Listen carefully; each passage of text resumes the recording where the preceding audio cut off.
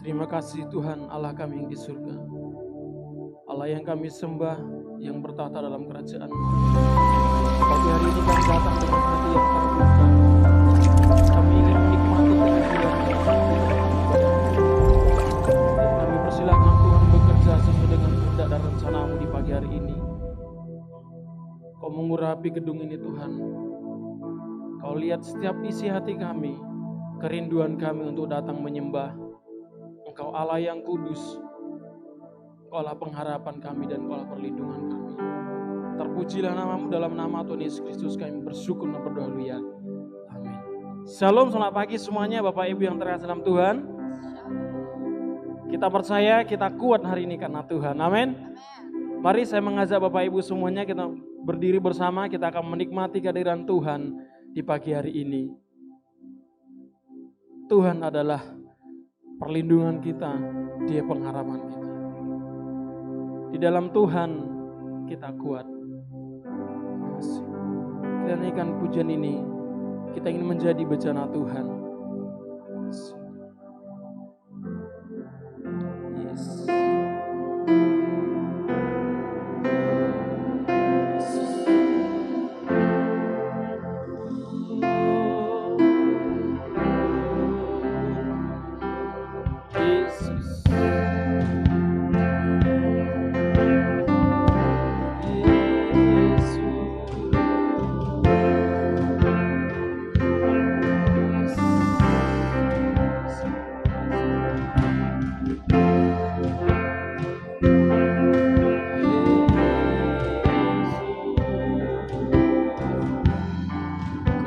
Di jiwa kami Tuhan,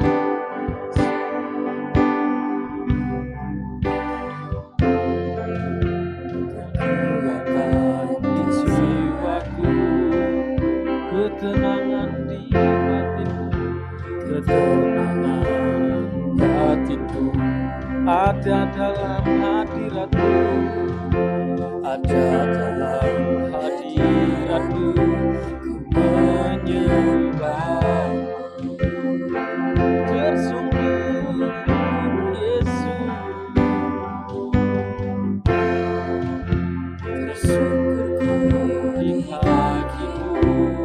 Rasakan hadirat-Mu Tuhan. Rasakan hadirat-Mu. Takkan ku melepaskan-Mu. Takkan ku melepaskan-Mu. Kau cahaya bagiku, bagiku.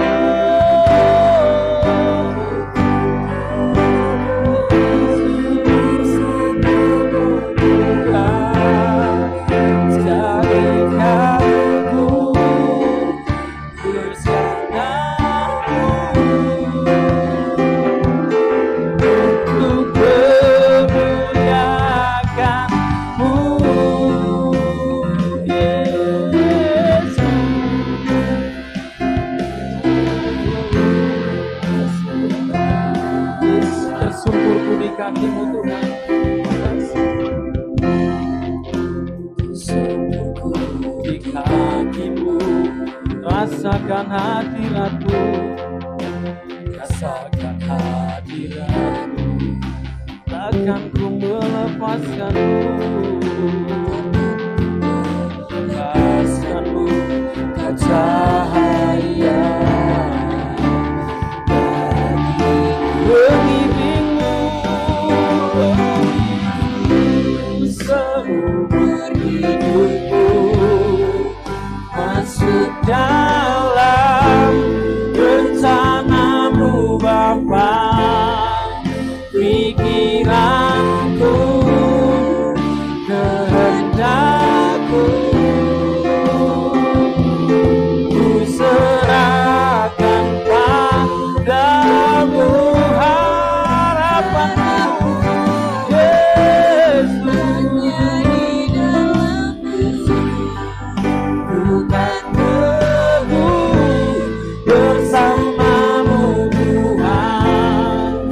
jadikanku rencanamu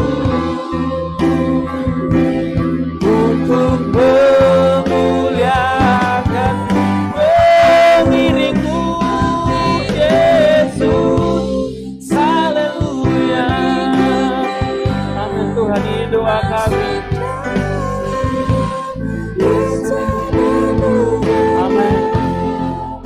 Pikiranku, kehendakku,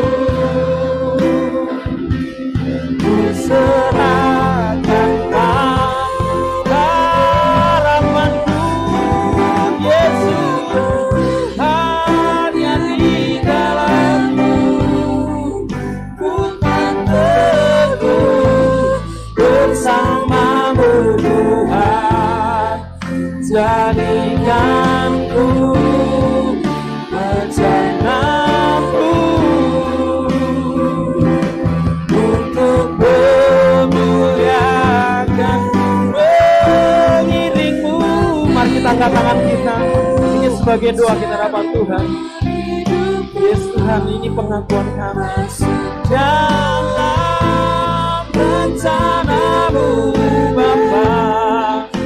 Pikiranku, kehendakku, ku serahkan padamu harapanku, hanya di dalam-Mu ku kan teguh bersama-Mu Tuhan. Jadikanku rencanamu untuk memuliakanmu,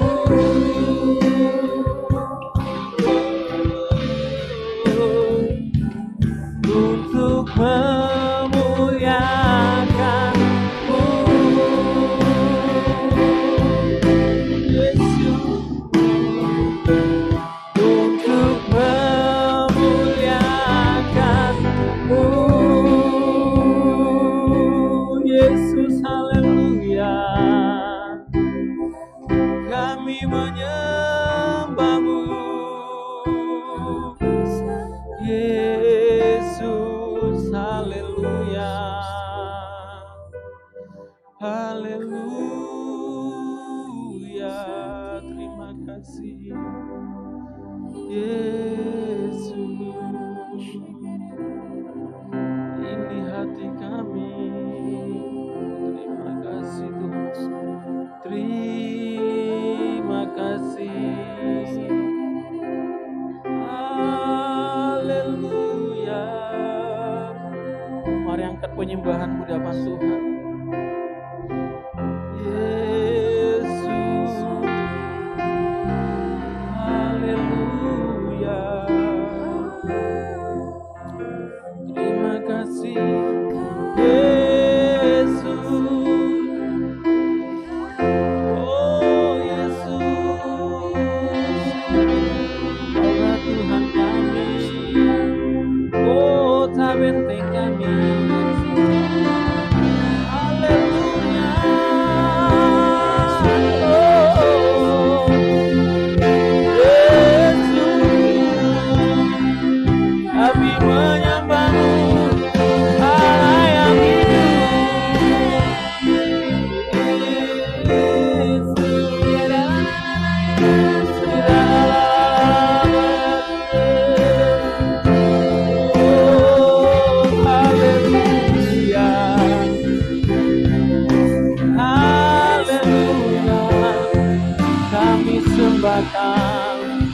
Kami tinggikan Raja-Nya.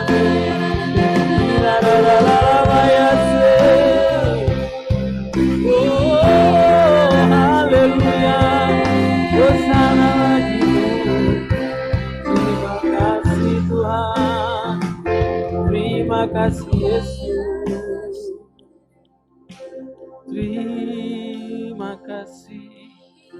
Terima kasih Tuhan. Terima kasih Yesus. Terima kasih Tuhan. sampai saat ini kami tetap percaya kepada tiada yang mustahil bagimu Tuhan. Yesus, Yesus.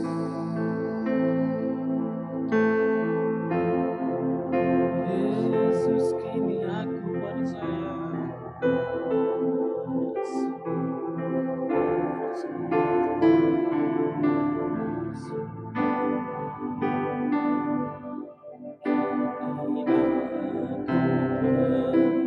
Percaya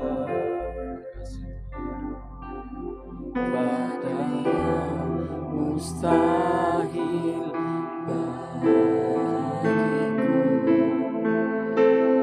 kuasa-Mu kuatkanku, dasarku berharap.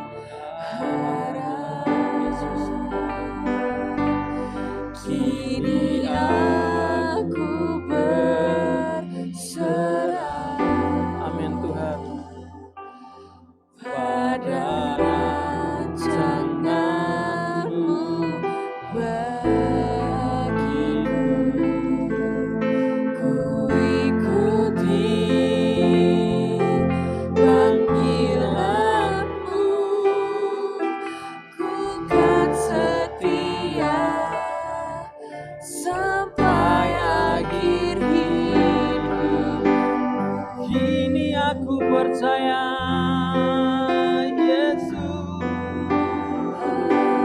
tiada yang mustahil bagimu, kuasa-Mu kuatkanku, dasarku berharap. Kini aku berserah pada rancangan-Mu yang pada rancangan-Mu bagiku, ku ikuti panggilan-Mu, ku kan setia sampai akhir. Kini aku percaya. Amin Tuhan. Tiada yang mustahil bagimu, kuasa-Mu Yesus kuatkanku, dasarku berharap. Kini aku berserah. Kini aku berserah. Amin Tuhan. Pada rancangan-Mu bagiku, ku ikuti panggilan-Mu, ku kan setia sampai akhir. Kini aku percaya, tiada yang mustahil bagimu, kuasa-Mu kuatkan Tuhan, dasarku berharap. Kini aku berserah Yesus. Kini aku berserah pada rancangan bagiku, ikuti panggilan-Mu, ku kan setia sampai akhir hidup. Jemaat saja nyanyikan pujian ini, kini aku percaya. Tiada yang mustahil bagimu, kuasa-Mu kuat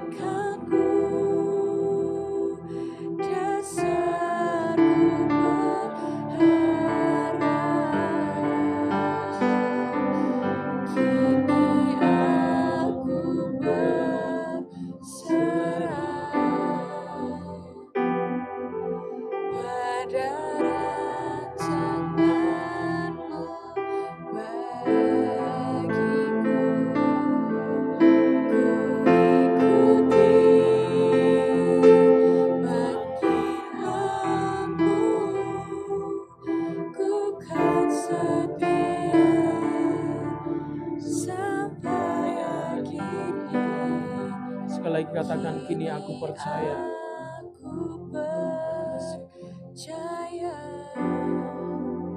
Rasakan hadirat Tuhan.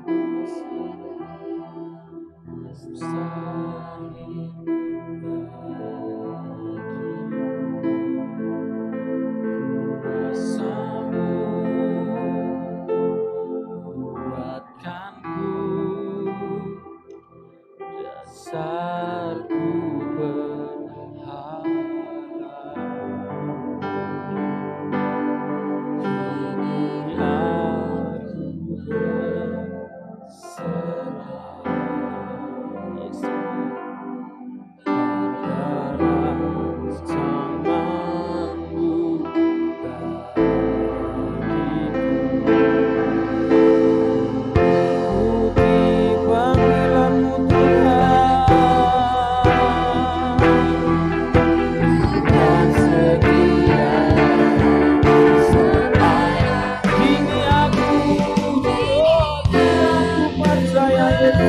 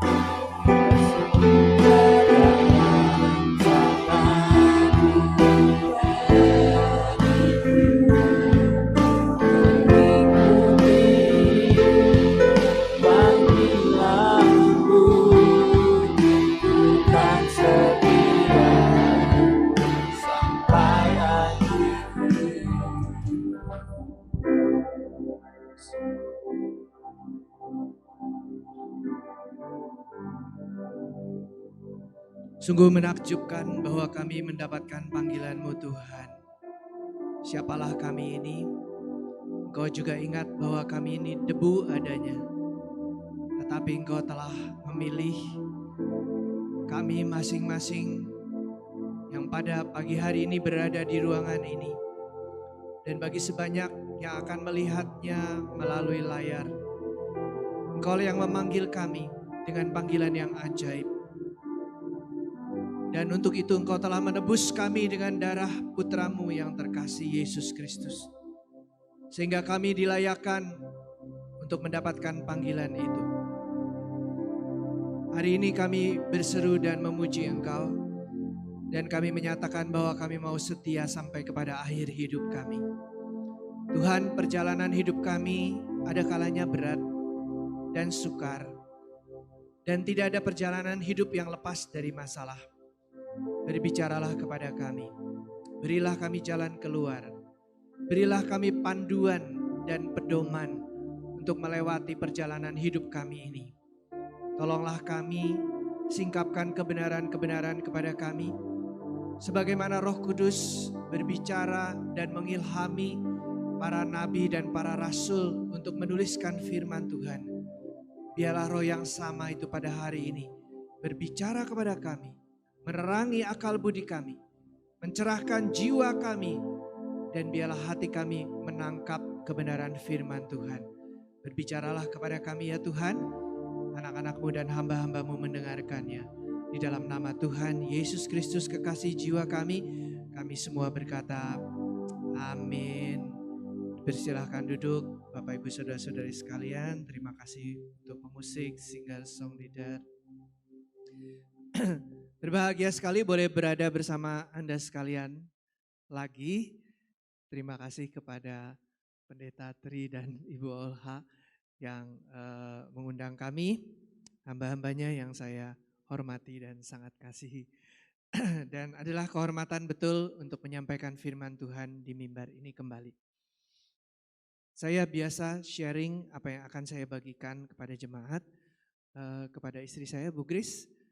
Dan kemarin dia, beberapa hari yang lalu dia bilang, wah bahanmu terlalu sulit katanya. Apa saya kok ragu-ragu? Tapi saya semakin mantap bahwa ini yang harus disampaikan. Baru pertama kali saya menyampaikannya, saya belum pernah bagikan, khotbahkan, dan ini bagi saya juga sesuatu yang baru. Tapi Anda harus cermat ya, harus mengikuti. Jangan sampai terdistraksi pikirannya ke kiri ke kanan. Perhatikan dengan baik-baik. Karena kalau pemahaman ini Anda miliki, saya yakin hidupmu akan berubah. Anda mau berubah? Amin. Kita mulai. Saya menunggu PowerPoint-nya. Jadi tema tahunan kita adalah Connect di tahun 2020 ini. Tetapi tema bulan ini adalah family. Family artinya keluarga ya. Nah, mendefinisikan family itu agak sulit saudara. Belum. Karena kalau di kamus family atau keluarga itu adalah ayah, ibu, dan anak-anaknya. Definisi kedua adalah orang yang di dalam satu rumah. Masalahnya kalau kita ambil contoh aja keluarganya Naomi. Elimelech dengan Naomi pergi ke Moab karena di Bethlehem di kampung halaman mereka terjadi kelaparan. Sampai di Moab Elimelech meninggal. Lalu kedua anak laki-laki mereka menikah dengan perempuan-perempuan Moab. Jadi di rumah itu sekarang ada satu keluarga atau dua keluarga. Karena mereka tinggal di satu rumah. Sebetulnya dua generasi ya. Naomi kemudian anak-anaknya dengan istri-istrinya. Kemudian dua anak laki-laki ini meninggal. Tinggallah di satu rumah itu 3 orang janda. Nah, ini keluarga bukan? Keluarga siapa? Agak bingung ya. Lalu ketika kelaparan selesai, mereka kembali lagi ke Bethlehem. Singkat cerita, yang kembali ke Bethlehem hanya Naomi dengan Ruth. Kemudian di Bethlehem, Ruth menikah dengan Boas. Sekarang di satu rumah, mereka tinggal di rumah Boas. Ada Boas, ada Ruth, ada Naomi. Kemudian ada anak mereka namanya Obed. Jadi ada 3 generasi di dalam satu rumah. Walaupun Naomi tinggal di rumah ini, tetapi bukan keluarga Naomi lagi, bukan keluarga Elimelech, tapi adalah keluarga Boas. Jadi berubah-ubah ya, itu konsep keluarganya. Nah ini penting untuk kita memahami dulu bahwa konsep keluarga agak fluid gitu ya, jadi agak fleksibel. Kita tidak bisa kaku mengatakan hanya ayah ibu dengan anak-anak. Kalau nggak ada anak gimana? Keluarga bukan? Ya keluarga juga. Itu jadi konsepnya agak luas. Nah kita melihat firman Tuhan dulu. Next. Bolehkah kita baca bersama-sama? Firman Tuhan ini diambil dari Kejadian 1 ayat 26 sampai 27. 2, 3. Berfirmanlah Allah, baiklah kita menjadikan manusia menurut gambar dan rupa kita, supaya mereka berkuasa atas ikan-ikan di laut dan burung-burung di udara, dan atas ternak dan atas seluruh bumi, dan atas segala binatang melata yang merayap di bumi. Maka Allah menciptakan manusia itu menurut gambarnya, menurut gambar Allah diciptakannya dia, laki-laki dan perempuan diciptakannya mereka. Kejadian 5 ayat 1, 2, 3. Inilah daftar keturunan Adam pada waktu manusia itu diciptakan oleh Allah, dibuatnyalah dia menurut rupa Allah. Nah, saya cetak tebal kata-kata ini, kita menjadikan manusia menurut gambar dan rupa kita. Allah menjadikan manusia menurut gambar dan rupanya. Kemudian, masih teks yang tadi, Allah menciptakan manusia itu menurut gambarnya, menurut gambar Allah diciptakannya. Dia sekali lagi disebut gambarnya. Dan di Kejadian 5 menurut rupa Allah. Gambar, segambar dan serupa dengan Allah kita ini. Apa makna sebetulnya segambar dan serupa dengan Allah? Next.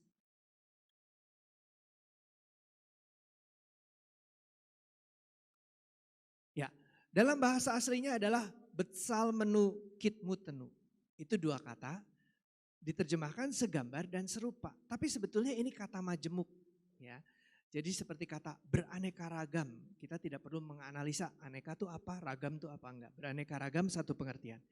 Jadi betsal menu kitmutenu itu artinya adalah imager atau cermin. Seingat saya pernah share tentang hal ini. Gampangnya kita ini diciptakan sebagai cermin. Cermin itu memantulkan apa yang ada di depannya. Betul ya? Kalau kita bercermin,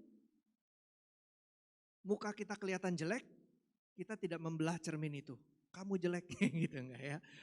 Kita tahu wajah kita yang ada sesuatu yang berbeda daripada yang kita harapkan gitu di wajah kita. Nah, cermin itu hanya memantulkan apa yang di depannya. Demikianlah kita seharusnya mencerminkan apa? Kita segambar dan serupa atau kita adalah citra atau cermin dari teks itu mengatakan Allah. Kita ini adalah cerminan daripada Allah. Masing-masing kita ketika diciptakan. Kita tahu sedihnya dosa telah merusak cermin itu. Cerminnya seperti dipalu, retak-retak. Sehingga apapun yang dipantulkan tidak bisa sebagaimana substansi yang di depannya.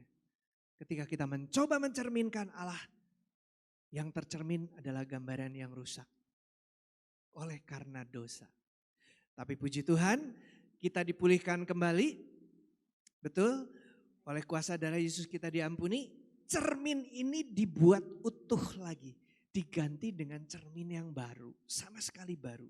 Yang jernih, yang bersih. Tetapi bukan langsung kita bisa mencerminkan Allah dengan sempurna. Nah kalau cermin, begitu kita menghadap langsung instan gambarnya keluar. Tapi cerminan ini hidup dan mengalami proses. Apakah ada yang pernah lihat kamera Polaroid? Ada? Nanti cari di YouTube ya. Kamera zaman dulu itu. Jadi kalau kita memfoto orang, itu filmnya kertasnya langsung keluar. Lalu gambarnya dibiarkan sebentar di matahari, biasanya digoyang-goyang gini, saya nggak tahu kenapa harus digoyang-goyang. Nanti pelan-pelan semakin lama semakin kena matahari, dia semakin tampil gambarnya. Biasanya 15 menit baru sempurna gambar itu. Nah kita tuh kira-kira seperti itu. Jadi ketika kita menghadap Tuhan, di dalam ibadah, di dalam persekutuan pribadi dengan Tuhan, saat teduh, atau kita berbicara dengan Tuhan pada waktu kita sedang bekerja, sedang di jalan, kita terus ngobrol, kita bersekutu dengan Tuhan. Itu roh dan jiwa kita terus menerus diubahkan. Semakin lama semakin serupa dengan dia. Ya, tapi ini proses, gak langsung jadi. Katanya zaman dulu cermin itu dibuatnya dari perak. Bukan dari bahan gelas seperti sekarang. Nah perak itu harus dimurnikan karena kalau kita mendapatkan biji perak itu kecampuran dengan unsur-unsur lain. Caranya dengan dilebur, dimasukkan ke dalam tungku dengan derajat Celcius yang berapa ratus, saya nggak hafal, mungkin 800 derajat gitu. Tapi pelan-pelan, jadi ketika dipanaskan dia mulai cair, elemen-elemen unsur-unsur lain yang di dalam perak ini yang berat jenisnya tidak seberat perak itu mengapung ke permukaan. Lalu dibuang. Panaskan lagi, keluar lagi unsur-unsur lain naik ke permukaan. Dibuang lagi. Kapan peraknya murni dan bisa jadi cermin. Yaitu ketika perajin perak ini melihat ke perak itu dan dia melihat pantulan wajahnya pada perak itu. Baru itu bisa jadi cermin peraknya. Nah, hidup kita demikian juga. Mengapa di dunia ini ada penderitaan? Why me Lord? Kenapa aku? Ada penderitaan di dunia nggak apa-apa, tapi jangan kena saya gitu ya. Tapi kita semua tidak bisa lepas dari kesusahan, masalah dan penderitaan di dunia ini. Bisa karena salah kita sendiri, itu nomor satu ya, karena dosa kita sendiri. Tapi seringkali juga proses Tuhan di dalam hidup kita supaya kita menjadi cermin yang sempurna memantulkan Dia. Jadi jangan buang-buang sengsara Anda, duka cita Anda. Bersyukurlah kepada Tuhan, manfaatkanlah itu supaya hidup kita dibentuk menjadi cermin yang sempurna dari Tuhan. Di sepanjang Alkitab saudara baca, tokoh-tokoh Alkitab semua mengalami kesusahan dan penderitaan. Jadi jangan heran kalau ada penderitaan kita alami. Bersyukur saja dan cari kehendak Tuhan di tengah-tengah penderitaan itu. Next.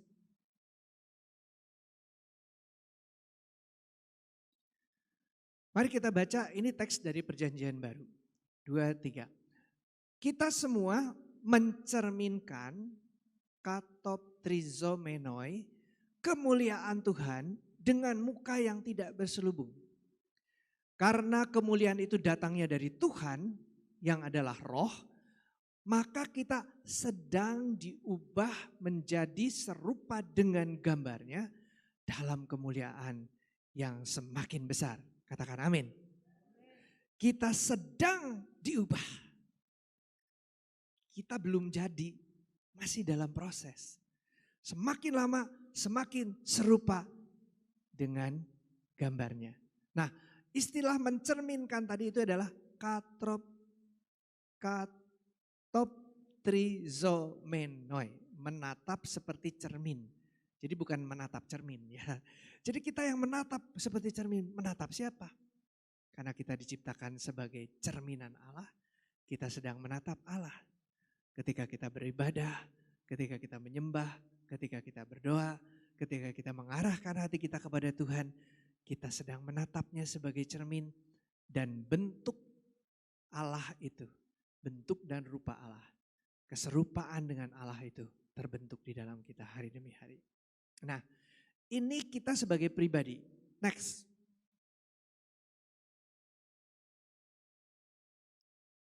Oke, ada satu ayat lagi. Matius 5 ayat 48 kita baca bersama. 2, 3. Karena itu haruslah kamu sempurna sama seperti Bapamu yang di surga sempurna. Kata sempurna itu menakutkan bagi kita. Bagaimana mungkin sempurna? Sebagai manusia aja udah gak mungkin rasanya. Apalagi sempurna seperti Bapa. Tetapi kata sempurna sebetulnya harusnya diterjemahkan dewasa. Orang yang dewasa adalah kalau dia sudah mengalami pertumbuhan semakin lama semakin bisa menanggung suatu tanggung jawab. Yaitu ciri kedewasaan adalah bisa bertanggung jawab. Salah satunya, ada yang lain-lain. Tapi kita tahu istilah dewasa ini berarti ada pertumbuhan. Ketika kita bertumbuh semakin lama semakin dewasa kita menjadi semakin sempurna seperti Allah Bapa kita. Ya. Dulu ayat ini membuat saya putus asa. Bagaimana bisa sempurna seperti Bapa? Mana mungkin. Tapi dari pengertian kita bahwa kita adalah cerminan, artinya gambar Allah pada diri kita, citra Allah pada diri kita semakin lama semakin bagus, semakin tajam. Ketika orang-orang di luar sana berjumpa dengan jemaat, gereja, GKI Injil Kerajaan, Satelit Manyaran, mereka bilang, wow, orang-orang ini sikapnya seperti Allah. Wajahnya menyinarkan kemuliaan Allah. Kata-katanya membuat saya merasa lebih hidup.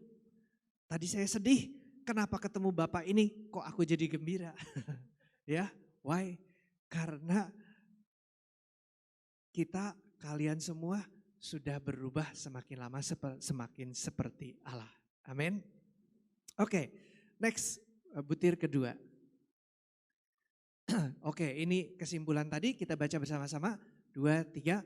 Kita semua harus menjadi cerminan Allah. Sekali lagi, kita semua harus menjadi cerminan Allah. Next.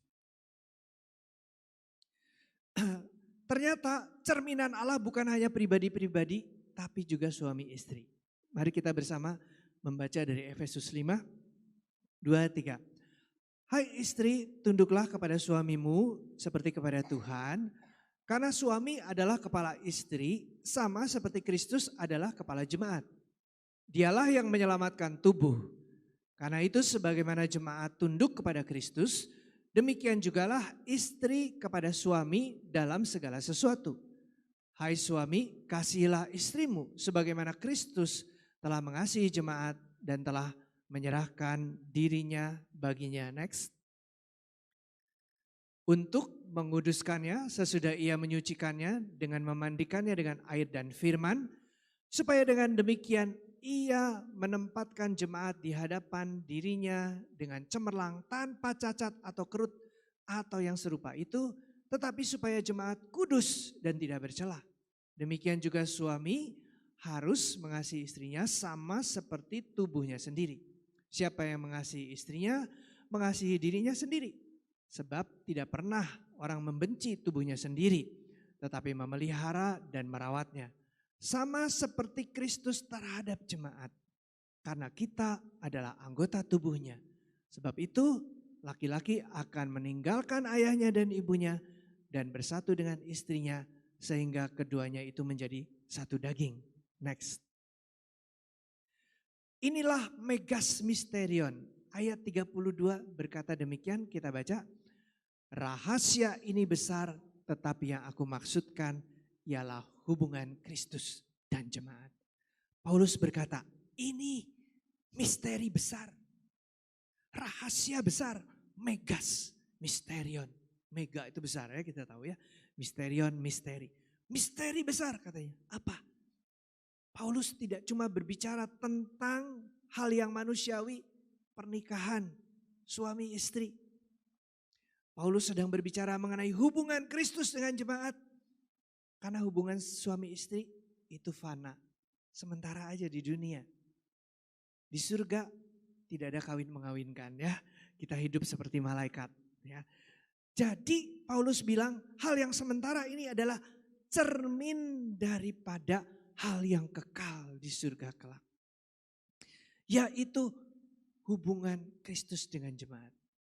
Jadi Bapak Ibu, suami istri adalah cerminan dari hubungan Kristus dengan jemaat. Next, kita baca satu ayat lagi.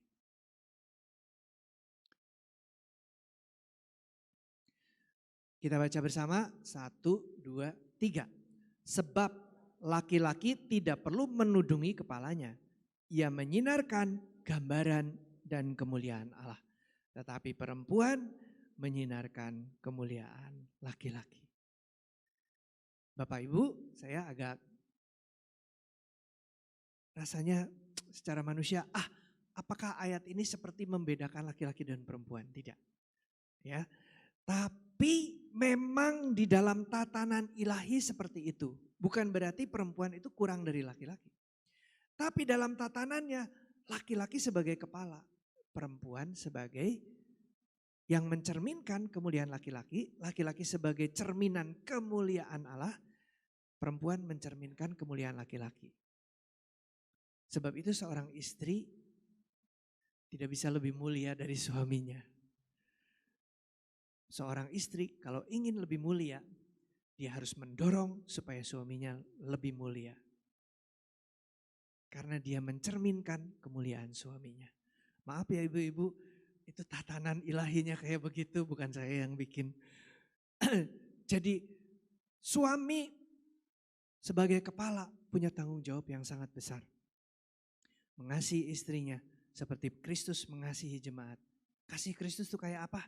Rela menyerahkan nyawanya untuk jemaat. Suami-suami, apakah engkau rela menyerahkan nyawamu bagi istrimu? Wah, Ada yang menjawab, puji Tuhan. Harusnya begitu ya.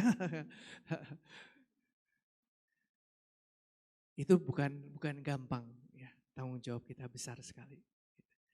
Nah, sedihnya banyak hal yang kurang pas terjadi.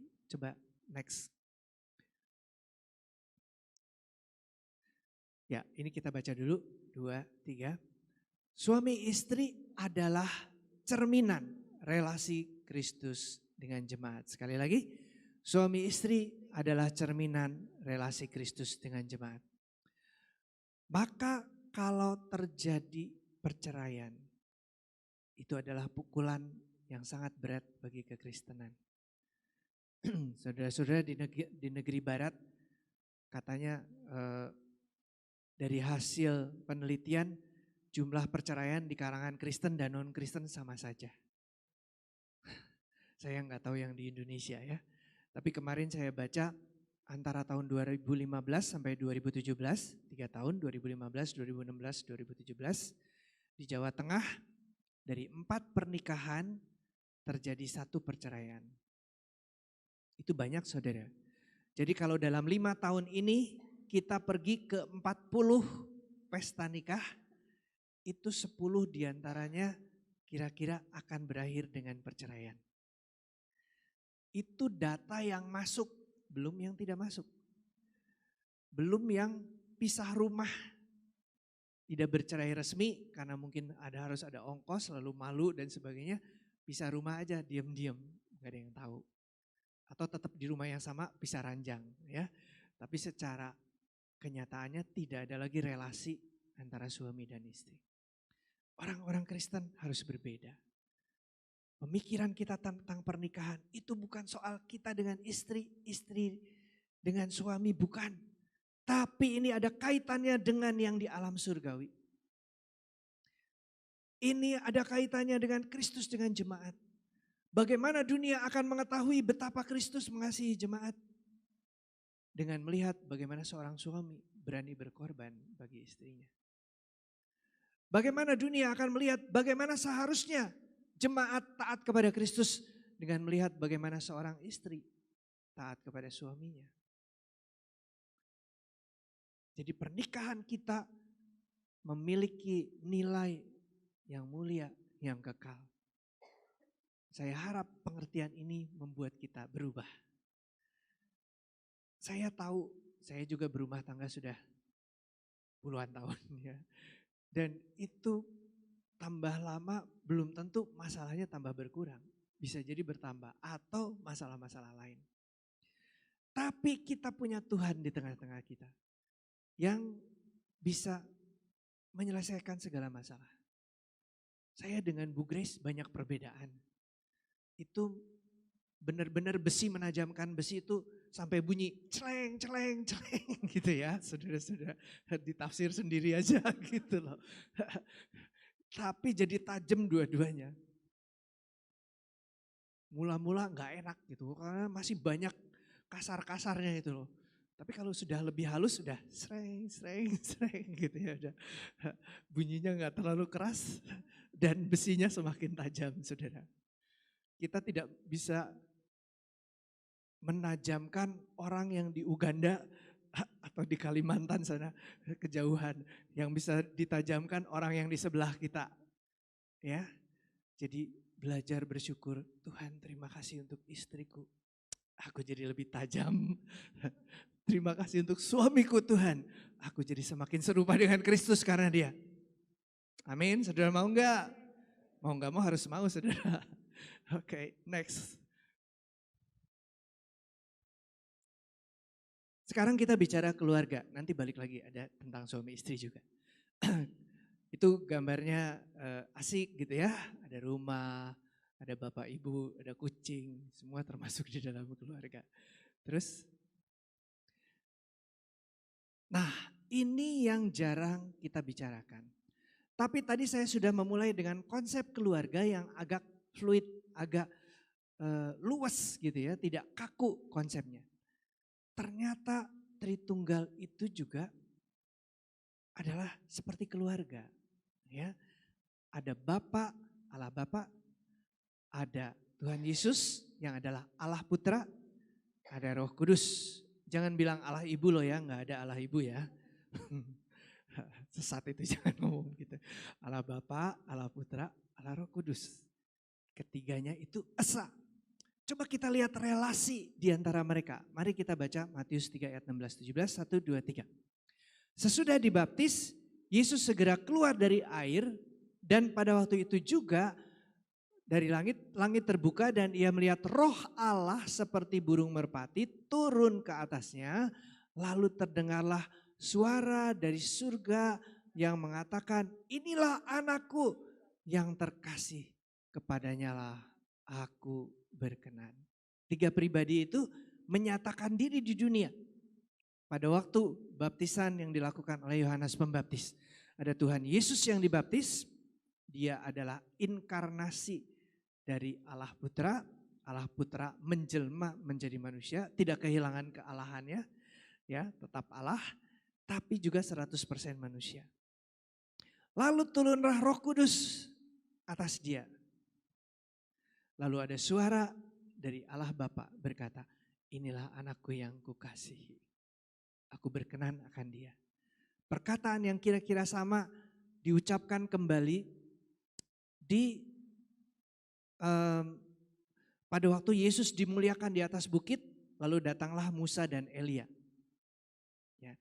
Jadi Bapa kembali berkata, inilah anakku yang kukasihi, kepadanya lah aku berkenan. Dan ditambahi satu kalimat lagi, dengarkanlah dia. Bapa itu sampai menyatakan kasihnya kepada anak dengan cara seperti itu. Mengekspresikan kasih sayangnya. Dengan suara yang kedengaran kepada orang banyak di sekitar situ. Pernyataan yang sungguh dibutuhkan. Bapak-bapak dan ibu-ibu, anak-anak Anda memerlukan apresiasi. Anak tuh perlu dipuji. Tapi gak pernah ngomong. Harus ngomong saudara-saudara. Tuhan Yesus perlu gak dia dipuji oleh Bapa? Mungkin kita bilang gak perlu, dia tahu siapa dirinya. Dia tahu dia dikasihi oleh Bapaknya. Tapi Bapa harus mengumumkan, inilah anakku yang kukasihi, kepadanya aku berkenan. Saya belajar appreciate anak-anak saya. Anak kami yang pertama ada di Australia. Minggu lalu ikut ujian bahasa Inggris, IELTS. Itu nilai maksimum 9.0. Dia dapat nilai rata-rata 8.5. Wow, congratulations. Saya bilang senang sekali. Kamu anak pintar gitu ya. Harus di-appreciate. Dia kirim cuma foto dari hasil ininya. Tahu dong, masa didiemin aja. Oh gitu doang. No, dia perlu appreciate. Siapa lagi yang appreciate? Orang tuanya, ya suaminya, ya keluarga yang dekat.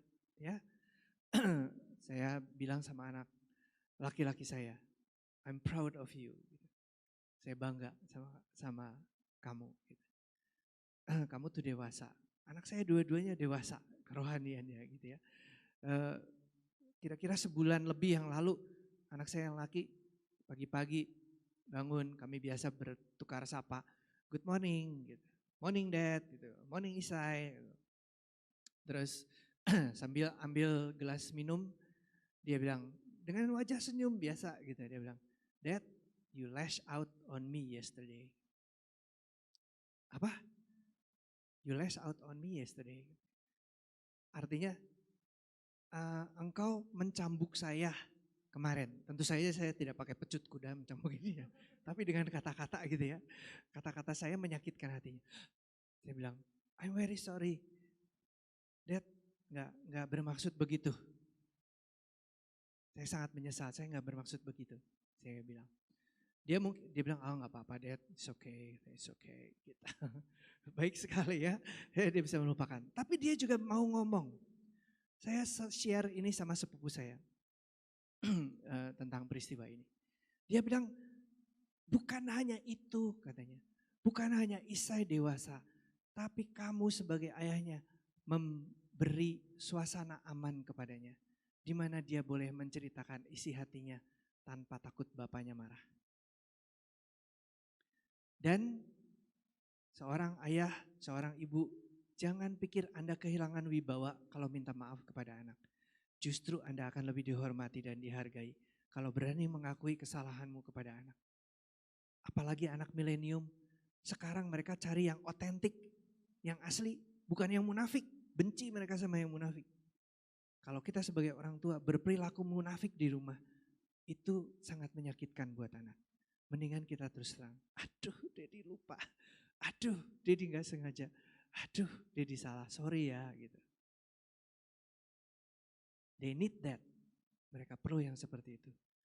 Nah, relasi kekeluargaan kita kalau indah, kalau baik, ada saling pengertian. Kita sedang mencerminkan relasi kekeluargaan di dalam Tritunggal, di dalam Trinitas. Bapa, Putra, Roh Kudus dalam persekutuan yang begitu erat, penuh kasih. Tidak pernah ada persaingan di antara mereka, enggak ada yang iri satu sama lain. Masing-masing saling mengalahkan kehendaknya kepada satu sama lain. Dan tidak pernah ada sesuatu di antara mereka. Kalau keluarga-keluarga Kristiani seperti ini juga, dunia akan heran.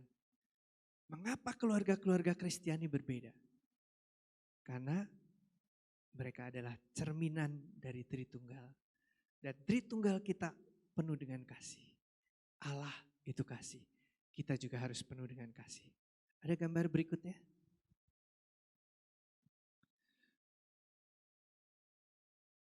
Oke, ini saya lewati aja.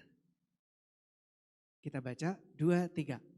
Keluarga harus menjadi cerminan Tritunggal. Sekali lagi, keluarga harus menjadi cerminan Tritunggal. Saudara ngerti? Yang pertama tadi, kita masing-masing jadi cerminan Allah. Suami istri menjadi cerminan hubungan Kristus dengan jemaat. Keluarga menjadi cerminan dari Tritunggal. Jadi manusia diciptakan dalam gambar dan rupa Allah sebagai citra Allah, sebagai cerminan Allah. Itu benar-benar bukan hanya satu individu saja, tapi seluruh kekeluargaan pun dimaksudkan menjadi cerminan Allah. Nah, kita lihat next berikutnya. Di Taman Eden, nanti pelan-pelan. Satu-satu Pak. Di Taman Eden, kita tahu kejadiannya. Ya, Allah menciptakan Adam dan Hawa. Lalu next, Hawa mendengarkan ceramah dari si ular. Gitu. Dia dengar dengan cermat dan dia terpengaruh begitu rupa sehingga dia makan buah pohon pengetahuan baik dan jahat. Pertanyaannya, di mana Adam? Firman berkata, perempuan itu kemudian memberikan buah itu kepada suaminya yang ada bersama dengan dia. Nanti boleh cek sendiri. Jadi ada di situ Adam, tapi gak ngomong apa-apa sama sekali. Kenapa gak bilang sama istrinya? Jangan. Kalau kita makan, kita mati. Dan kita melanggar perintah pencipta kita. Kenapa gak ada kata-kata seperti itu? Bapak-bapak maaf ya, saya harap di sini gak ada. Tapi di planet lain ada suami-suami yang gak pernah negur istrinya. Takut sama istri. Saya juga kadang-kadang takut. Tapi harus berani ya. Kalau istrinya mau berbuat salah ya kita harus tegur gitu. Ribut ya ribut lah, nanti rukun lagi gitu ya. Terus peristiwa kedua. Next. Kain dan Habel. Kain membunuh Habel. Siapa yang campur tangan? Bapa di surga. Bapa berbicara kepada Kain. Kain, mengapa mukamu muram? Hati-hati, dosa sudah mengintip, katanya begitu. Mana Adam dan Hawa? Di mana suara mereka? Kita tidak membaca Adam mengingatkan Kain. Yang baca adalah suara Bapa. Dan ketika sudah terjadi Kain membunuh Habel, juga tidak ada cerita apapun tentang Adam dan Hawa. Kembali Allah yang berbicara kepada Kain. Where is the father and the mother? Ada kalanya kita takut anak-anak kita nanti kalau dikasih tahu patah arang. Jangan, kita harus ambil resiko itu. Patah arang mungkin beberapa jam, mungkin berapa hari, mungkin berapa bulan, atau berapa tahun pun. Tapi kita harus beritahu anak-anak kita. Mereka di dalam bahaya, mereka mau jatuh di dalam dosa. Kita harus berani step in, melangkah, kasih tahu, tegur. Ya, jangan ikut dunia yang permisif, apa aja boleh gitu ya. Kita harus tegas memberitahukan. Ini berlanjut terus menerus. Kita membaca tentang Raja Daud. Gak bisa ngingetin anak-anaknya juga. Terjadi berbagai macam masalah. Salomo begitu juga. Sangat menyedihkan. Balik ke gambar tadi. Di manakah Adam? Next. Menurut saya Adam lagi tidur. Dia bosan dengerin ceramah si ular. Sementara Hawa mendengarkan dengan cermat, dia tertidur. Jadi dia nggak ngerti Hawa sudah makan buah itu. Ya, itu tafsiran, nggak harus begitu ya, tapi kira-kira begitu. Nah, next. Di masa pandemi ini, herannya orang lebih mengalami stres. Sama-sama di satu rumah, tapi tidak ada komunikasi. Anak ini menyendiri, dia hanya sama teddy bear-nya. Dan dia takut teddy bear-nya ketularan virus. Jadi dia pakaiin itu masker juga gitu ya. Di mana orang tuanya gitu ya. Nah, kita harus dengan sengaja membuat suasana di dalam keluarga kita begitu rupa. Tentu saja beban yang terbesar pada ayah dan ibu. Tapi anak-anak juga bisa berinisiatif. Ayah ibu saya, seingat saya gak pernah meluk atau nyium.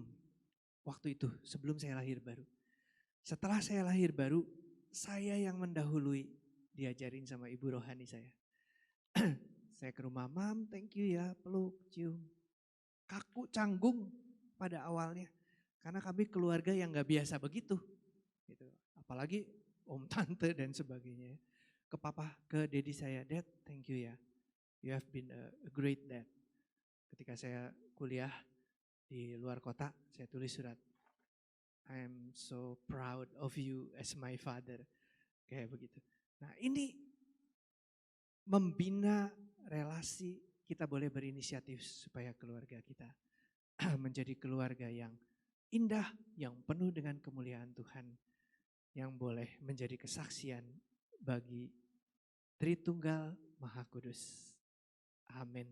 Mari bangkit berdiri dan kita berdoa bersama.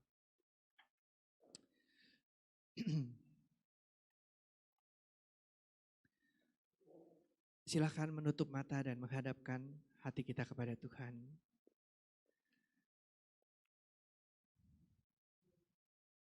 Kita tidak akan altar call, tetapi di tempat Anda duduk, Anda berdiri. Dan Anda tidak usah angkat tangan juga. Tapi saya merasa ada orang-orang yang di tempat tidurnya berkata, Ayah, mengapa engkau lakukan itu kepada saya? Mungkin kejadiannya sudah puluhan tahun yang lalu. Why? Kenapa engkau lakukan itu pada saya?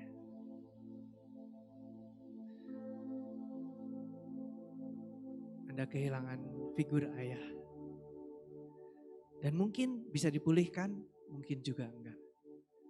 Tapi hari ini saya berdoa supaya hadirat Tuhan memenuhimu dan kebutuhan jiwamu akan kebapaan itu dipenuhi pada hari ini. Roh Kudus akan terus bekerja, Bapa Surgawimu akan menyatakan diri kepadamu di dalam hadiratnya. Bukan hanya di ruangan ini, tetapi ketika engkau pulang. Saya juga merasa ada di antara kita yang punya masalah dengan kakaknya atau adiknya, saudara laki-laki atau saudara perempuan. Ada persaingan yang belum selesai. Ada masalah yang dulu terjadi dan belum pernah diselesaikan. Roh Kudus mengingatkan Anda hari ini secepatnya selesaikan. Besok belum tentu bisa. Telepon kakakmu, adikmu, saudaramu, dan bilang, maafkan aku, dulu aku berbuat begini kepadamu. Atau kita yang bilang, apakah kamu ingat, dulu kamu berbuat sesuatu kepadaku. Sepupu saya itu bilang, kamu dulu jahat ya, kamu marah sama saya dulu. Hah, saya sama sekali gak ingat. Setauku kita baik-baik saja. Ya memang kita baik-baik saja, tapi kamu pernah marah sama saya. I'm sorry, I don't remember. Saya sama sekali gak ingat. Kita tuh lupa kalau kesalahan-kesalahan kita lupa. Mintalah maaf sama saudaramu, perbaharui hubungan keluarga. Ada yang lain-lain, saya tidak diberitahu Tuhan. Tapi kalau ada, biarlah hati ini, hati Anda sekalian pada hari ini menetapkan, aku mau menjadi cerminan Allah. Aku mau suami istri menjadi cerminan hubungan Kristus dan jemaat. Aku mau keluargaku menjadi cerminan keindahan relasi di antara Tritunggal. Mari kita masuk dalam doa. Firman-Mu telah diberitakan ya Tuhan. Sekali lagi kami mohon Roh Kudus yang menancapkannya di hati kami. Membuat kebenaran itu merasuk di dalam jiwa kami. Dan membangkitkan tekad kami untuk kembali menjadi cermin dari Tuhan. Supaya hubungan kami di dalam pernikahan menjadi cerminan dari hubungan Kristus dengan jemaat. Dan supaya kekeluargaan kami menjadi cerminan dari relasi di antara Bapa, Putra, dan Roh Kudus. Dengan demikian dunia akan tahu bahwa Allah kami hidup. Dan kalau mereka percaya kepada Tuhan, mereka juga akan diselamatkan. Dan keluarga mereka pun dipulihkan juga. Hari ini sesuai dengan tema yang Kau berikan kepada gereja kami ya Tuhan. Lawatilah keluarga-keluarga Kristiani dimanapun juga berada. Dan biarlah keluarga-keluarga Kristiani di mana-mana dipulihkan demi kemuliaan Bapa. Di dalam nama Tuhan Yesus Kristus kami berdoa. Amin. Saya serahkan kepada pengurus.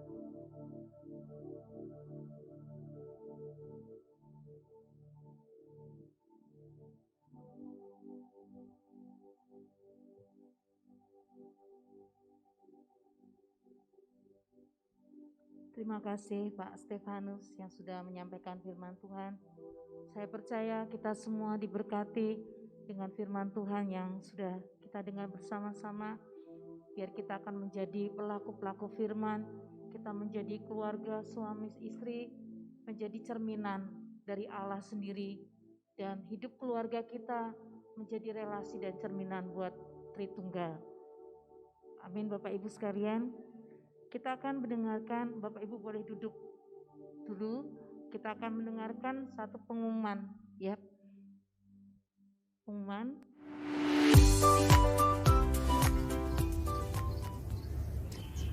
Shalom Bapak Ibu yang dikasihi Tuhan. Berikut akan kami berikan informasi untuk minggu depan.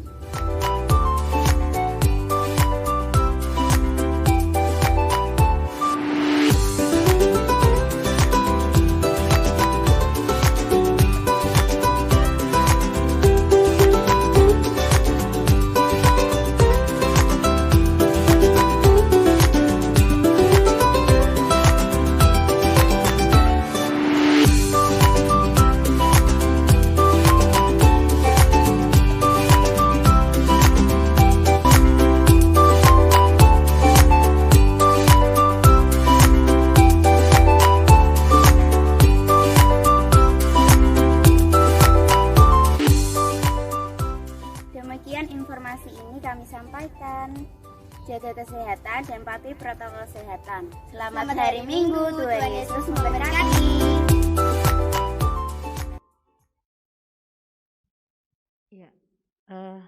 Yang promosi sekolah? Ya, kalau sebentar minta waktunya Bapak Ibu ya. 3 menit, tidak seperti kemarin. SMP Kristen Terang Bangsa adalah sekolah milik Yayasan Terang Bagi Sejahtera Bangsa yang bernaung di bawah Gereja GKI Injil Kerajaan Semarang. Selain pembelajaran di dalam kelas, para siswa juga dibekali dengan pembentukan karakter melalui devotion di dalam kelas. Seiring dengan pelaksanaan kurikulum 2013, sekolah ini juga memiliki program Talent Community yang bertujuan untuk memantau sikap dan mengembangkan keterampilan siswa melalui minat mereka. Fasilitas yang dimiliki sekolah ini adalah ruang kelas yang memadai, ruang konseling, perpustakaan, ruang seni musik, ruang seni lukis, ruang menjahit, laboratorium bahasa, laboratorium komputer, laboratorium fisika, laboratorium biokimia, laboratorium IPS, ruang BES, koperasi sekolah, ruang doa, lapangan basket, dan lapangan sepak bola yang sesuai standar internasional. Program yang ada di sekolah ini meliputi Smart Class, English Program, Athlete Class, dan Regular Class. Prestasi yang pernah diraih adalah prestasi akademik dan non-akademik. Prestasi akademik yakni menjuarai berbagai lomba mata pelajaran dan memperoleh nilai 100 pada ujian nasional. Sedangkan prestasi non-akademik menjuarai pertandingan bola basket, sepak bola, futsal, seni tari, band, dan kostum karnaval. Sekolah ini juga memiliki program student exchange dengan XIBS di Malaysia. Acara tahunan yang selalu diikuti oleh sekolah ini adalah Semarang Night Carnival. SMP Kristen Terang Bangsa terus meningkatkan kualitas dengan evaluasi dan mengembangkan sumber daya guru, serta staf maupun sarana-prasarana yang ada. Shalom, saya SLG kelas 9L. Selama saya belajar di SMP Kristen Terang Bangsa, saya belajar banyak hal. Di antaranya iman saya semakin meningkat, ini juga saya diajarkan semakin disiplin. Tentunya saya juga diarahkan untuk mengembangkan bakat-bakat saya. Pengalaman yang tak terlupakan di saat saya mengikuti acara Semarang Night Carnival. Di situ saya diajarkan untuk lebih percaya diri, berkreativitas, dan tentunya mendapat banyak relasi. Pengalaman yang kedua yang tak terlupakan di saat saya belajar dengan teman-teman di kelas dengan guru-guru yang menyenangkan dan bimbingan rohani untuk hidup saya. Akhir kata, saya Esther Gesia mengucapkan terima kasih untuk seluruh bagian dari SMP Kristen Terang Bangsa.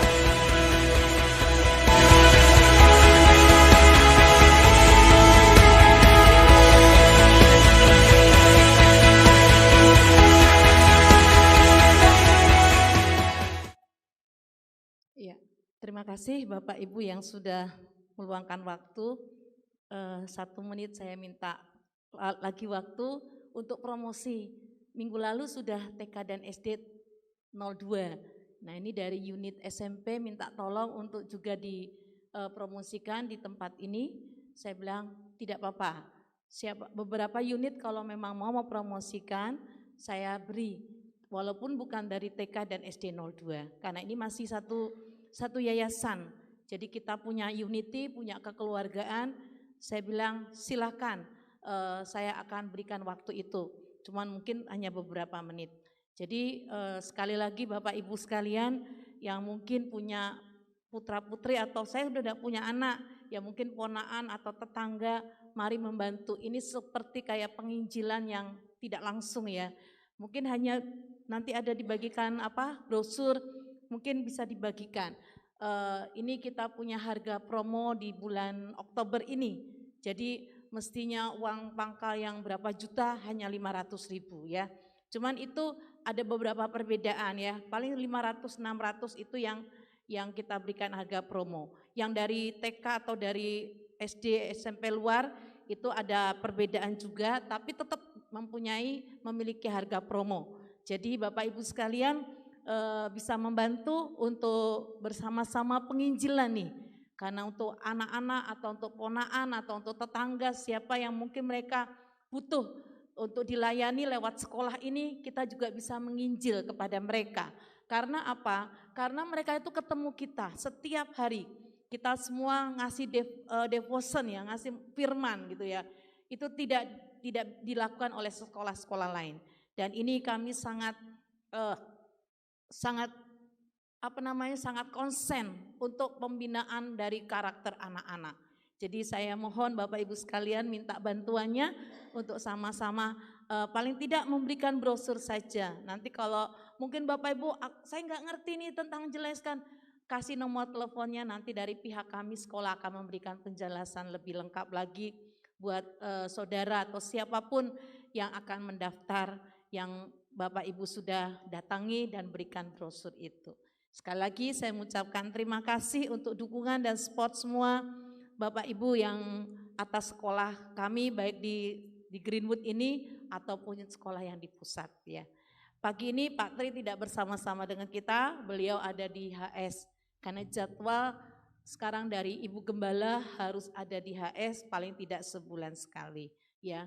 Jadi nanti minggu depan kita juga akan kedatangan tamu hamba Tuhan yang luar biasa ya. Mari Bapak Ibu kita semangat, antusias walaupun di masa pandemi ini kita mau tetap ibadah. Kalau bisa ibadah datang ke tempat ini, karena kadang kalau online itu tidak terlalu maksimal ya menurut survei ya. Ya Bapak Ibu bisa datang daftar supaya kita bisa menikmati ibadah yang luar biasa. Ini kan sudah diizinkan sama pemerintah. Kita bersyukur dan kita benar-benar mau menikmati ibadah yang seperti ini ya. Terima kasih, kita akan bersama-sama mengucapkan 12 pengakuan iman rasuli. Nanti Bapak Ibu sekali lagi saya mengucapkan juga terima kasih untuk taburan persembahan yang sudah diberikan untuk pelayanan pekerjaan Tuhan di tempat ini. Nanti dengan hormat Bapak Stefanus bisa menutup dalam doa penutup dan berkat setelah kita mengucapkan 12 pengakuan iman rasuli. Bapak Ibu yang terakhir, mari sebelum pulang kita ada lagu terakhir, lagu Yabes ya. Jadi Bapak Ibu jangan pulang dulu, kita nyanyikan dulu, setelah 1-2 kali selesai baru boleh pulang gitu ya. Setelah doa penutup. Mari bersama-sama kita bangkit berdiri, kita bersyukur untuk pagi hari ini dengan apa yang sudah Tuhan kerjakan di tengah-tengah kita. Saya juga bersyukur saya punya keluarga yang baik. Saya bersyukur untuk anak-anak saya, Reskiver, Yedida dan ponaan saya Stephen. Mereka sangat mendukung saya. Saya ingat waktu saya sakit, saya sangat bersyukur dengan anak saya, Giver. Dia selalu memberi dorongan, kekuatan, ada juga ketakutan, tapi dia selalu memperhatikan saya. Itu sudah menjadi sesuatu imun ya, sesuatu kekuatan yang luar biasa. Saya bersyukur untuk Yedida, untuk Stephen juga, mereka sangat care, mereka sangat mendorong saya, memberi kekuatan, penghiburan. Itu keluarga yang saya merasakan, terima kasih Tuhan, aku punya keluarga yang luar biasa. Amin. Saya berharap Bapak Ibu juga punya keluarga yang luar biasa, di mana kita adalah keluarga yang diberkati oleh Tuhan. Kita menjadi cermin buat Allah dan keluarga juga cermin buat Tritunggal yang luar biasa. Mari kita bersama-sama ucapkan pengakuan iman rasuli ini dengan sungguh-sungguh dan dengan iman yang kuat ya. 1, 2, 3. 12 pengakuan iman rasuli. Aku percaya kepada Allah Bapa yang Maha Kuasa, Halik langit dan bumi, dan kepada Yesus Kristus anak yang tunggal Tuhan kita, yang dikandung daripada Roh Kudus, lahir dari anak darah Maria, yang menderita sengsara di bawah pemerintahan Pontius Pilatus, disalibkan, mati dan dikuburkan, turun ke dalam kerajaan maut. Pada hari yang ketiga, bangkit pula dari antara orang mati, naik ke surga, duduk di sebelah kanan Allah, Bapa yang Maha Kuasa, dan dari sana ia akan datang untuk menghakimi orang yang hidup dan yang mati. Aku percaya kepada Roh Kudus, gereja yang kudus dan am, persekutuan orang kudus, pengampunan dosa, kebangkitan daging, dan hidup yang kekal. Amin. Mari Bapak Stepan.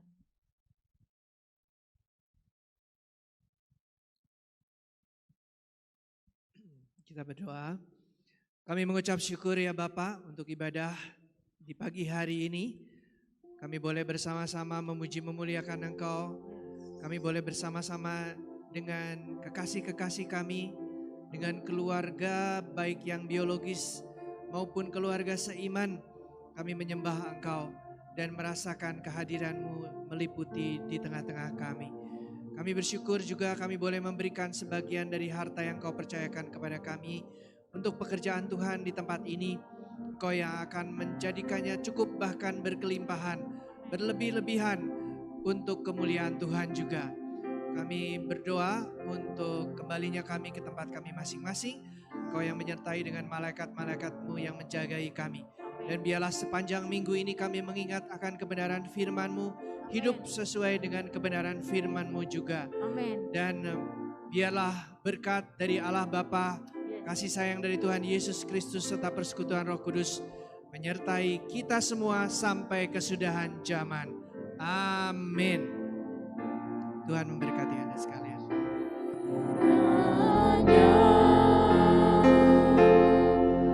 Engkau memberkati aku berlimpah.